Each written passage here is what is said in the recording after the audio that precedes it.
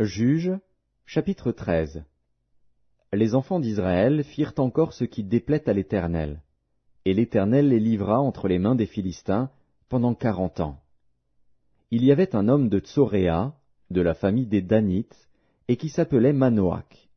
Sa femme était stérile et n'enfantait pas. Un ange de l'Éternel apparut à la femme et lui dit, « Voici, tu es stérile et tu n'as point d'enfant. Tu deviendras enceinte, et tu enfanteras un fils. Maintenant prends bien garde, ne bois ni vin ni liqueur forte, et ne mange rien d'impur. Car tu vas devenir enceinte et tu enfanteras un fils. Le rasoir ne passera point sur sa tête, parce que cet enfant sera consacré à Dieu dès le ventre de sa mère.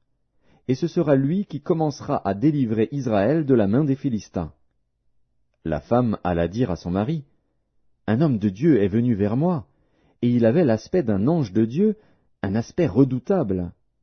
Je ne lui ai pas demandé d'où il était, et il ne m'a pas fait connaître son nom. Mais il m'a dit, « Tu vas devenir enceinte, et tu enfanteras un fils. Et maintenant ne bois ni vin ni liqueur forte, et ne mange rien d'impur, parce que cet enfant sera consacré à Dieu dès le ventre de sa mère jusqu'au jour de sa mort. » Manoach fit cette prière à l'Éternel, « Ah, Seigneur, que l'homme de Dieu que tu as envoyé vienne encore vers nous, et qu'il nous enseigne ce que nous devons faire pour l'enfant qui naîtra. » Dieu exauça la prière de Manoach, et l'ange de Dieu vint encore vers la femme. Elle était assise dans un champ, et Manoach, son mari, n'était pas avec elle. Elle courut promptement donner cette nouvelle à son mari, et lui dit, « Voici, l'homme qui était venu l'autre jour vers moi m'est apparu. » Manoach se leva, suivit sa femme, alla vers l'homme, et lui dit, « Est-ce toi qui as parlé à cette femme ?» Il répondit, « C'est moi. » Manoach dit, « Maintenant, si ta parole s'accomplit, que faudra-t-il observer à l'égard de l'enfant, et qui aura-t-il à faire ?» L'ange de l'Éternel répondit à Manoach, « La femme s'abstiendra de tout ce que je lui ai dit. Elle ne goûtera d'aucun produit de la vigne, elle ne boira ni vin ni liqueur forte, et elle ne mangera rien d'impur. Elle observera tout ce que je lui ai prescrit. » Manoach dit à l'ange de l'Éternel, « Permets-nous de te retenir, et de t'apprêter un chevreau. » L'ange de l'Éternel répondit à Manoach, « Quand tu me retiendrais, je ne mangerai pas de ton mets. Mais si tu veux faire un holocauste, tu l'offriras à l'Éternel. » Manoach ne savait point que ce fût un ange de l'Éternel.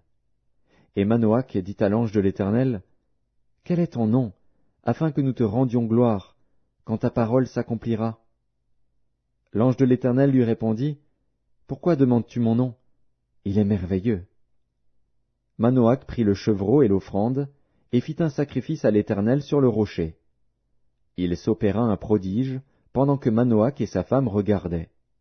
Comme la flamme montait de dessus l'autel vers le ciel, l'ange de l'Éternel monta dans la flamme de l'autel.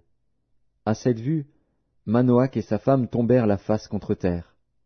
L'ange de l'Éternel n'apparut plus à Manoach et à sa femme.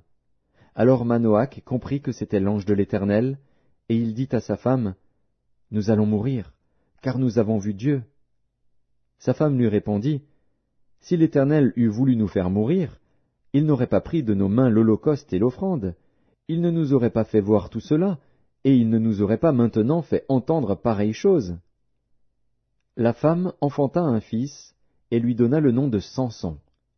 L'enfant grandit, et l'Éternel le bénit. Et l'esprit de l'Éternel commença à l'agiter à Makhanedan, entre Tsoréa et Eshtaol.